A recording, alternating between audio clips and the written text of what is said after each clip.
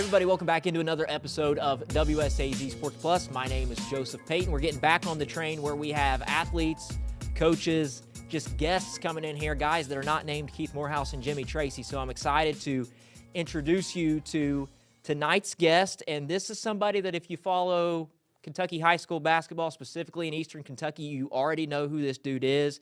We are talking about Boyd County shooting guard, senior Jacob Spurlock. Sharpshooter. He's the man. He's the all-time leading scorer in Boyd County history with 2,600 points and counting. Probably looking at more than 3,000 by season's end if my man can stay healthy and all things go according to plan. He very well might be the 16th region's all-time leading scorer by the end of this year. He's chasing 1,000 rebounds. He's chasing a region championship. Once again, he is Jacob Spurlock. There he is. How y'all doing? What's up, man? Appreciate you coming up here to Huntington, making the trip from Boyd County and telling people about yourself, right? Yes, sir. Thank you for having me. Cool. Well, we appreciate having you. Man, where do we start? You've had an unbelievable career, and we're going to get into it. I guess just tell me when the game of basketball started for you. I can remember for me, It was at the Ashland YMCA in second grade. Where did you start, and when did you fall in love with this? I would probably say I was about 3 or 4 years old. My dad had me down in the basement shooting on a little mini hoop, teaching me how to shoot form shots. But ever since then, I've just wanted to be the best basketball player in the world that I could be. So all through elementary, my dad built an AAU team with all kinds of local Boyd County kids. We traveled over here to Huntington to play at the Y, Ironton, Russell, anywhere around the tri-state, Lexington. But then all through elementary, I didn't know what sport I liked more. It might have been baseball, football, basketball. I played all four. Also played soccer. But after middle school, after my sixth grade year, that's why I really was like, I really want to lock in on basketball and really pursue my dreams in basketball. So all middle school, all the way up to where I am now, it's been basketball only for me. So I don't want to discredit your hard work because a lot of the reason why you're so good is because you've worked so hard, but there's also no doubt there's some God-given ability in there too, right? So was there ever a moment for you as a young kid where you kind of realized, like, I'm a little different, you know, just the points I'm scoring, the things I'm doing relative to other kids? Was there ever a moment that you can remember where you realized, like, man, I'm pretty good at this thing? Yeah, so about like second, third grade, you know, second, third grades really aren't pulling 24, 25 footers.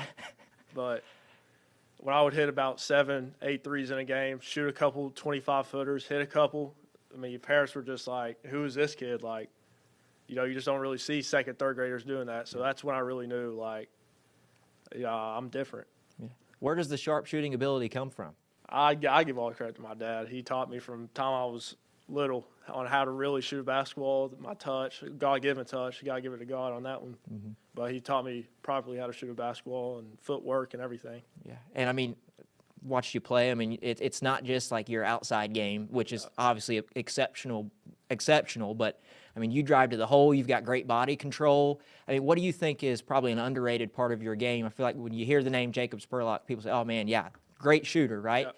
What's something that maybe they don't attach to your name that you would feel like, man, put some more respect on that, you know? Yeah, I would have to say probably post scoring. Like, I like to get down the post, shoot a little couple post fades. You know, my dad taught me a lot of post work, post footwork ever since I was little. So I think that's one really underrated part. I like to get to a fade. I like to, you know, bump into somebody, play physical, finish with an L1. So I would say playing in the post. Okay, playing in the post, and it's, for some people, they don't like to do that. Yeah. They'd rather be out on the perimeter, right? Yeah. So you're comfortable down in the paint. Yeah. All right, cool. Talk to me about this year's Boyd County group, because you guys have some pieces now. We do. You've got some tools. This is going to be a problem for a lot of teams in Eastern Kentucky. Talk about the group that you guys are rolling out there, and you're obviously a huge part of it. Yeah, so we only got 3 returning guys from last year. We graduated 5 seniors. So we got another starter, Ethan Raridan, sharpshooter, kick it, flat-out shoot. But then we got Clark Huff. He got hurt in the 3rd game of the year last year against Ashland, actually. So he was out all year towards ACL. So we got him back. But then we got 3 pretty key transfers. You know, Caleb Rimmer from Russell, physical, athletic, 6'5". You know, he does the dirty work for us. He can also get a bucket. Then we got Malachi Payne from Huntington. You know, fast, shifty guard, could see the floor really well. He actually had 14 assists last game. So he loves to pass it out, but he can also score when he needs to. Then we got Gunnar Woods. He averaged about like 19 or 20 at Lawrence County last year. He went to Rupp last year, so he knows what it takes to get there and how it is there. So, I think we definitely got all the pieces for this year. It's just we got to make sure we all gel together. And I think the start off the year we couldn't gel any better together how we are right now. But that'll be the main piece because we have different pieces for everywhere else. Sure. So you got to make sure it gels together. But I think we'll be good. What did that look like day one of practice, or maybe we're talking even summer ball, where you have these new guys, and I'm sure you're familiar with each other, and whether you see each other at open gym or in AAU tournaments, I'm not sure if you all have played with each other before, but I'm sure there's some familiarity. But now we're in the red and white together. Yep. Try to be a cohesive unit. What's that look like on your end as the senior leader? Say, hey, man, I've been here, right? Yep. Making sure everyone's bought in and that we're playing together as a team like we've been together for 5-10 years. Yep. How's that look? Well, first thing, we got everybody here. We all had like a good conversation on why everybody's here. We're all trying to win a state championship. So put all egos aside, stats aside. We're all trying to play together, do whatever we can to get there, win the region, win games of state, win the state tournament. So that's why we're all here. It's build a great team, but we all had the tough conversation. Put averages, stats, everything to the side. Like, we got to do night in, night out what it takes to win. So, but summer ball, we really didn't get to play much together summer ball because I got hurt a couple weeks into it, and then Mally got hurt. So, and then Rimmer wasn't there. He had football stuff. So we really didn't have our full team. We didn't know what it was going to look like until October 20th after football season. So, it took us a little bit, a couple weeks, but I think right now, we're gelling pretty good together. So you just came out and said it. The goal is win the region, win state, right? I'm sure that's been a dream of yours for a long time, huh? Yep. And you've never played at Rupp, to my knowledge. I don't know if you've played pickup ball there or something or whatever, but as far as in the state tournament, you've never been there. And Boyd hasn't been there, I believe, in 7-8 years? Yep. 2018. Gosh, how special would it be for you all to get over that hump and take Boyd County to the state tournament for the first time in a while? Yep. I feel like that's the really last thing on my resume that I do not have. And that's a childhood dream, growing up in Boyd County, seeing that 2018 team play at Rupp when I was in 6th grade. That would mean the world to me, probably the whole team as well. That's why we're all here. That's why we're all building a dream team, as people say, out Tri-State Avengers. That's what everybody's calling us. But, that's why everybody's here. We're trying to get there. We're trying to win some games, trying to make noise, stuff like that. So that's definitely a childhood dream for sure. Tri-State Avengers, that sounds like there's some animosity amongst people outside of Boyd County, right? Yep. So you guys, are you villains? I mean, how do you all take it? I mean, to me, you're not a villain, but I know that Kentucky high school basketball is serious business. Do you guys feel like villains? Yeah, I feel like a lot of people don't like us because we got a couple of transfers in, and we're usually not the type to get transfers. So we got 3 this year, but I feel like anybody besides Boyd County really doesn't like us that much around here, but it's all right. Look, people don't waste a lot of energy hating teams that aren't any good. Yeah. So in a lot of ways, it's a compliment, right? Yeah. You can look in the college football world. There's certain teams that people don't like. The college basketball world, people don't like Kentucky and Duke and North Carolina. It comes with the territory, right? Yep. Have you talked to Gunnar about playing at Rupp? Because, he's the guy on the team that knows something about that, right? Yeah. Talked to him. My first question was like, what's it feel like? What's it feel like playing on Rupp? Like, are the lights brighter? Mm-hmm. He basically just said, like, that's something you'll never forget in your life. The lights were so bright. Having all these fans from different schools all there watching you, the whole state, your whole community watching you. He said, I would love to see this team go because I think we're very special. But he said, I hope everybody here gets to be a part of it. Sure. And it's not like it's not been within arm's reach for Boyd County. I was at that 16th Region Championship game last year, and if I recall correctly, you got hurt, and that probably pained you, right? Yeah. I can remember after the game just kind of the way that even some of the Ashland guys came over and shook your hand, like they respect your game and who you are and what you're able to do. When you think back on just how close you've been, that's got to light a fire under you, right? Yeah, especially, since my 8th grade year, we've been in the region championship against them every single year. So it's always been Ashland you got to get through. But, last year, that was a tough pill to swallow, especially playing with all the guys I played with since kindergarten, 1st grade. We get to that point their senior year, my junior year, and I get hurt. Then I come back out at halftime, still a great game to the final buzzer. Oh, yeah. I thought, sat at the end of the bench with ice on my foot, I was like, I'm about to go to rough in a boot, but I don't care. My guys are out there. Like, I'm going to have fun. I'm going to make sure I could be the best water boy, anything for them. But, that really sucked last year because we were really that close to getting it to Rupp. Yeah, I know it's water under the bridge now, but what was that injury? I just remember you getting taken back into the locker room, and I can't remember if I texted Jimmy or Keith, and I was like, I think Spurlock's not coming back out. Like, it doesn't look good. Yeah. Was it just a bad sprain? So more than that, if you don't want to talk about injury stuff, you don't have to. So I landed right on his foot, ankle rolled, popped. Oh. So as soon as I feel, I start grabbing it. Like, I was in shock. Yeah. Like, I think the Ashland bench coaches and players heard it because I was right in front of it. But no, I tore some ligaments. I was in a boot for about 8 weeks. Wow. Yeah. So even if you guys would have ended up winning that game, you're nowhere to be found. Yeah. My ankle looked like a tennis ball was stuck in there. I couldn't bend it. Mm-hmm. Nothing. So it was a pretty bad injury. Yeah. Well, there's never great timing for an injury, especially in a game like that. But I guess it is better that you didn't lose out on half a season's worth of ball games. Yeah. When your team needs you out there. Yeah. At least you all still were in it and had a chance. And Jacob Spurlock or not, there was a chance to still get the Rupp. Yeah. But I'm sure that just pained you physically and emotionally. Yeah, emotionally for sure. Especially being back there. I was trying to tape it. I tried to tape it at first. I couldn't even barely. I was walking like. You're trying to give it a go. I taped it. Took some ibuprofen. Mm-hmm. Tried to do anything I could. I just couldn't walk. So I knew I was done. That's what really hurt the most. Yeah. Well, we need you to stay healthy this year, all the way through, right? Because there's a lot of things that you want to accomplish, and they're going to need you on the floor. Yes, sir. If those things are going to get accomplished. So I know that you're a team guy first, so I'm sure that talking individual accolades is a little uncomfortable for you, but individually speaking, I mean, there's people that are throwing your name in the Mr. Basketball hat right now, I being one of them. If we want to call this the start of your campaign, so be it. But there's people throwing you in that category. I mean, you're chasing being the all-time leading scorer in the 16th region. I think what you need, maybe a little more than 600 points to get there. It might be under that, and by the time people watch this, it's going to be even less. Yep. 1,000 rebounds.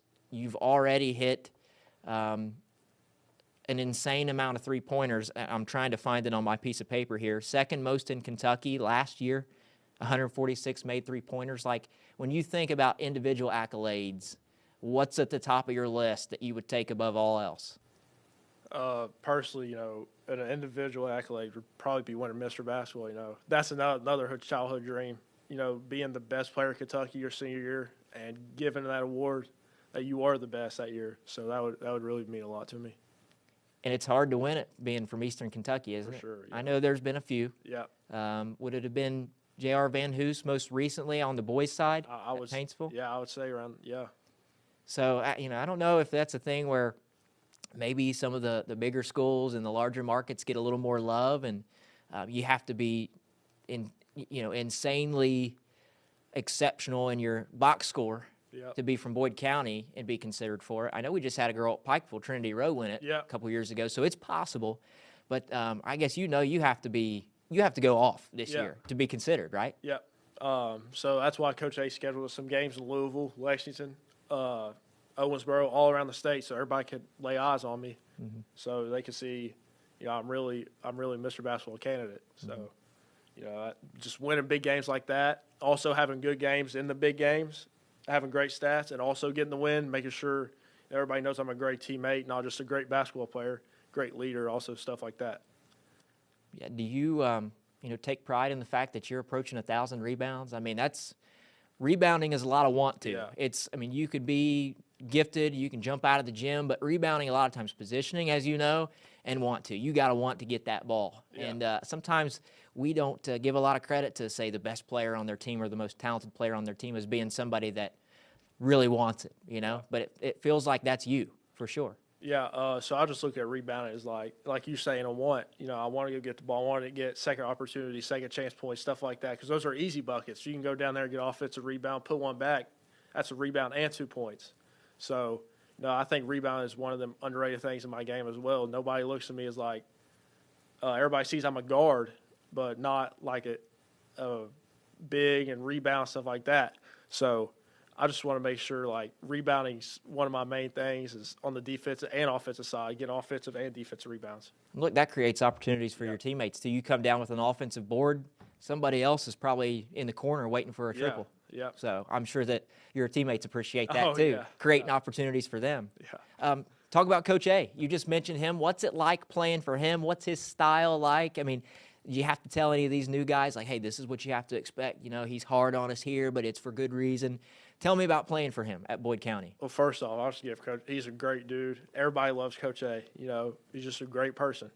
But coaching, he's going to get into you sometimes. It'll surprise you because you wouldn't expect, like, an older guy, older guy get up in you a little bit. But, there's a couple times he got in me. I was a little surprised. You need that sometimes. Yeah, you need that. That's what I'm saying. So, I think he's a great dude, great coach, well respected around our area. But he's taught me a lot about basketball. Trusted me a lot throughout the years, playing me as an 8th grader up to now, leading the team the past couple of years. So, I give all respect to Coach A. Yeah. We talked a little bit before we pressed record about your first game getting in there and like a big moment. Yeah. And wanted to give you an opportunity to kind of talk about that as an 8th grader, getting put in a varsity basketball game. A lot of 8th graders aren't built for that. Yeah. That's just, you're talking about a kid against grown men, oftentimes in Eastern Kentucky. Can you remember that moment when you checked into the ball game? Walk me through that, and then tell the people what happened next, because a lot of the story started to be written that day, that night. Yeah, so we had our JV game before that. I played the whole game. I never thought of, getting in the varsity game really, because in practice I would be on the second team making sure the varsity guys are getting ready for Montgomery County. That's who we were playing that night. So Coach A, he calls me in. So I'll go in, take my street shirt off, get in. I go in, hit a corner three. I was like, okay. There's one. Yeah, because they were pressing us, so I was just sitting back here in the corner. I get another wide open look, hit another one. I'm like, wow, I've hit 2 threes in a varsity game. But, as the game went on, I got more controlled. Came slower to me. By the end of the game, I've hit 6 threes. I got 18 points as an 8th grader, So, giving it to Coach A, trusting me as an 8th grader, putting me into the game, hitting 6 threes, like, I give all respect to him. Can you remember some of those varsity guys? What were their reactions? Like, I would imagine somewhere in there's a timeout called and you're coming to the bench and everyone's like, whoa. Yeah. Like, we've got another dude here that's been sitting under our lap the whole time.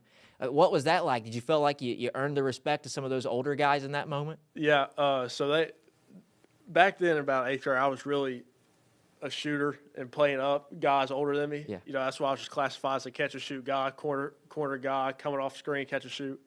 But, they see me in practice hit all kinds of threes. So, honestly, I didn't think they were surprised. They were getting hyped for me because it was finally my time, and I'm showing everybody what I could do. Yeah. So all the older guys, they were hyped for me. So that was pretty awesome. Feels like you haven't come off the floor since, huh? No, that's what it feels like. Yeah. Yeah. What have you learned since then? Like, if you can take your mind back, what was your mentality like as that, whatever you were, 13, 14-year-old junior high kid playing varsity basketball to now a seasoned veteran, top 10, top 5 in so many different statistical categories, a Mr. Basketball candidate? Like, what's changed for you both physically and mentally when you're out on the basketball court? Oh, well, physically, I'm probably 80 pounds more than what I was as an 8th grader. So, that helps a lot, doing different things. But, mentally, just I was so nervous for every game with making a mistake, that I would make a mistake. So, just the game came slower to me as the years went on, as the games went on, not rushing my stuff, repping it how I do when drill work, and then not letting outside noise get to me, saying like, oh, he can only shoot, that's all he does. And then other people hating, saying that I shouldn't be in that position, shouldn't be playing as an 8th grader, I'm just lucky. A guy got hurt, whatever, I shouldn't be starting. So, just not listening to that, keeping, head straight and keep on working. You hear from opposing student sections. I mean, I would imagine when you're the guy, Yeah. and man, maybe you're in the corner, student section's right behind you, they could reach out and touch you. Yeah. I'm sure you hear it, and we probably shouldn't repeat some of the things you hear, but what does that feel like out there? Does that give you goosebumps, elevate your game a little bit? Yeah, I personally love it. Even we're 2 hours away, and they got a student section yelling stuff about, stuff I did 3 years ago. Like, I know they're taking time out of the day to look up stuff for me, get under my skin, but I just laugh it off. I love it. They're showing me how much they respect me and try to get in my head. So, it really don't bother me at all anymore. We've talked about the near future. We've talked about the here and now. You want to talk about kind of what's next for you after graduation, right? Yep. So you've signed with Youngstown State. I guess walk me through the recruiting process. These days now in college athletics with NIL and all this stuff, transfer portal stuff, I don't know if the recruiting process has changed. I don't even really have a baseline of how it was 10 years ago versus now. But from your perspective, what was the recruiting process like? When did it begin? When did it feel real? And then how you reached your decision, however you want to start. Talk to me about being recruited to play college basketball, because that's incredible. Yeah. Okay, so starting my freshman year, and the first school that ever contacted me was Western Kentucky, WKU. So they couldn't really contact me yet because I wasn't old enough for the grade. So they contacted my high school coach, Coach A, about me. So that's where it started. It was my freshman year, WKU first school. And then after that, I feel like it took off. They see me play in a summer game. Then I'm going to say like 2 days later, I got my first offer. So they were the first offer? No, Georgetown actually offered me. Georgetown. They didn't offer me yet. Georgetown was my first official offer, so to speak. Then, so my sophomore year, I'm getting all these mid-major schools offering me. Marshall's really looking at me, went on some visits. Then junior year, a couple Power 5 schools were looking at me, talking about visits. So I'm trying to plan stuff out. Then all of a sudden I get hurt in March. And then I'm out for AAU for, I'm going to say, a couple of tournaments. Then I'll play 2 tournaments. Then I get hurt again in the summer, same exact injury, summer ball. So my recruiting really stopped after that. Schools were still talking to me. Gosh, did you feel like Boobie Miles? Yeah. I'm sure you've seen Friday Night Lights where you get hurt and all of a sudden the letters stop coming, right? Is that kind of what it was like for you? So that's what made me realize what schools really wanted me. Sure. Those schools that, won't see me play until November, who would really want me by then and now. Youngstown, I felt like was top of that list. WKU kept talking to me, Cincinnati, WVU. But I just felt like Youngstown was the right place for me. They never, me getting hurt twice didn't stop them from contacting me, wanting me more, wanting me less. So I just felt like that was a home. The Faulkner brothers, Yep. I feel like they're great mentors, great people. Their whole coaching staff, great people. It just feels like another family to me. Yeah. And that's one thing I was going to ask you about, because Coach Faulkner's an Eastern Kentucky guy like you. And, of course, you're going across the border to play up north in Ohio, but you feel like, man, this guy understands me, knows me because he is me, right? Yeah. He's one of me. He's played the teams I've played against, and he understands where I'm from and what I want to do. Was that part of the draw to Youngstown State, to play for him? Yeah, I thought it was pretty cool, to get somebody from my area that's coaching me, that we kind of have the same background. So I thought, yes, that was one thing that stood out to me as well. But also him, how he coaches. He'll get up in you, make sure you're playing hard, doing this, doing that. But he'll also critique you, make sure you're doing this and that. So I just think it was the right fit for me. Yeah. So you've already signed. So we're Yeah. not just talking about a verbal commitment here. Yeah. It's signed, sealed, delivered. They know you're coming. Yes. You know you're coming. Yeah. Gosh, was that a weight lifted off? Like, let's get this done before the season starts. Now I can just go play basketball. Was it a little bit of a relief to finally put ink to the paper there? Yeah, it was a huge relief. There probably for like a month and a half. I got injured. I was like, I don't know what I'm going to do. Like, these guys won't see me play till November. And November's kind of waiting too long to really sign and talking about committing and stuff like that. So, that made me realize, like, how much Youngstown wanted me. They'd call me probably every day, text me with me every day, all the coaches. So that showed me a lot and how much they wanted me. Yeah. outside of, I'm sure your family was super instrumental in the recruiting process and probably just telling you, hey, man, do what you think's best for you. We'll be there to support you. Was there anybody else in your life that helped you navigate that? Like, did you lean on, I don't know, any of our other local guys that have gone on to play college ball, or a family friend, a coach that maybe you haven't named yet? Well, honestly, Coach A, they text with him a lot too because they know Coach A really well because Coach A coached against him when they played. So Coach A, he's been around it for a long time. He knows what it takes, and he's told me since I was a sophomore, since I got the offer, this is the place for you. Like, I could just see it, how they play, what they do, what kind of people they are. I think this is a perfect fit for you. But I just wanted to wait it out, see what I got. But then when reality came to reality, I got hurt. I was like, Coach A is right. Like, this is the spot for me. Yeah. If you think back to your little kid self, man, what do you think he would think of senior you with all the things that you've already accomplished and want to accomplish? Plus, I mean, you put your name on a piece of paper that say, I'm playing college basketball. Like, what would he think? It would be the world to him because, that was the dream ever since, I started picking up a basketball. So then, 8th grade me wouldn't believe I'm the all-time league scorer at Boyd County. So, like, that's never even been a thought, really, when I was in 8th grade, being an all-time league scorer, 1,000 rebound. I thought that was so far out of reach. Like, I wasn't touching that, but years went on, games went on. I kept putting up numbers. I was like, I'm close to it. Like, let's reach for it. Then, I got it. So, that's really a true blessing. Yeah, like you said earlier, I guess your main goal is just to be one of the best ever and the best version of yourself. But I'm sure you get in that gym and you look up and see the banners with people's names on them, and that has to feel like it's almost unattainable until it's not. Yeah. Yeah. Just seeing all them legends and Boyd County legends, hearing everybody talk about all the guys' records I broke, and I'm like, it really sets with me. Like, them guys, I broke their records. Like, it really still hasn't set with me yet, but it kind of has because everybody talks about it. But, I think it's pretty cool to look up there and see all them jersey numbers and be like, hopefully I'll be up there in a couple of years. Yeah, I feel like we're already giving you your flowers, and you've certainly earned it, right? But your story's not done yet, man. We're talking about you've played 2 games of your senior year, and we've got plenty more to go. So we might have to get you back on here in the summertime or something before you head up to Youngstown to talk about the kind of the end of the high school chapter of this story. But in my opinion, you've already etched your name in Boyd County history, 16th region history. You're a legend, and that legend's only going to continue to grow. Do you hear from, like, little kids in the community, like, after games, are you signing autographs?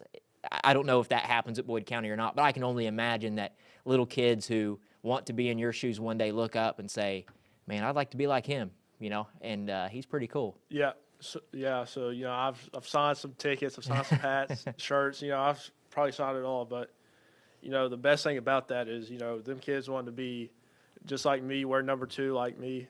I think that's really cool, being a basketball player. You like to see the younger generation trying to be like you, and I'm setting a standard for them, breaking all these records. Records are meant to be broken.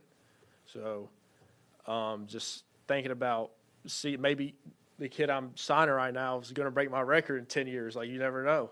So I think that's pretty cool to think about. But, yeah, I love the Boyd County community. As a community, they've always had my back and always gave me great support. Yeah. And so you've played, 134 consecutive games? Yeah. So people get to know you pretty quickly when you play that many games, right?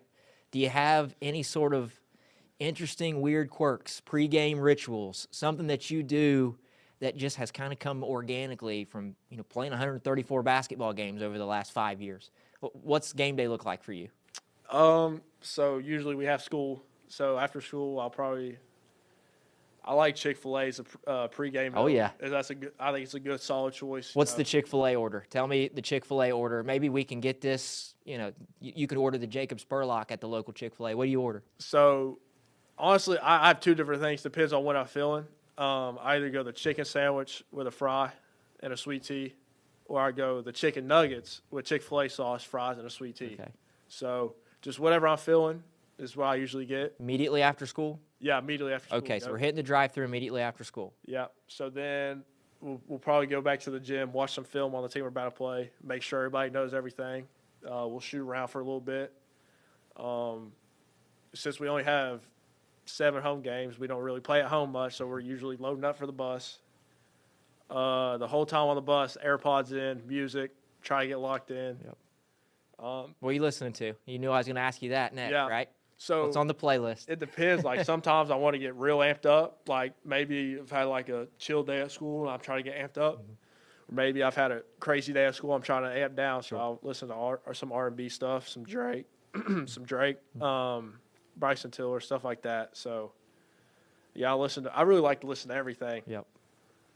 And some people have, like you said, different little things before the game. Yep. Some people need to be that mellowed out. Other people like to raise the heart rate a little bit. So I was just curious, what gets you going before a game? Yeah, I would definitely say music, though. And then, we bring the speaker in the locker room. Okay. So, like, while we're stretching stuff, we like to all sing, get amped up, dance, stuff like that. So, that's pretty fun. Yeah. You mentioned you only have 7 home games, but I've always loved that giant gym that Boyd County has. Yeah. What's it like to play in that giant place, man? It's awesome. Yeah, I think it helps us because, 16th region tournaments in Moorhead, we kind of have like that feeling with the big old basket, big backdrop. Freestanding rims, right? Freestanding.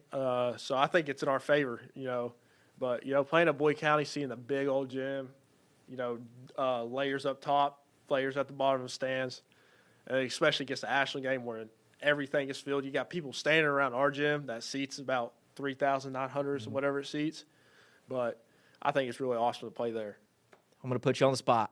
You don't have to answer this question. Okay. I'm probably making you nervous. But are there any guys in the area that you have a lot of respect for? Guys that you've battled with, maybe on the court, maybe you don't like each other, maybe your boys off the court. I don't know. But are there dudes in the area that you play against that you're like, man, I have a lot of respect for his game and what he does? Does it got to be present, past? You can answer that however you'd like. It could be somebody you've played against already in your career that's moved on, or somebody that you're going to see this week or next. Who knows? You tell me.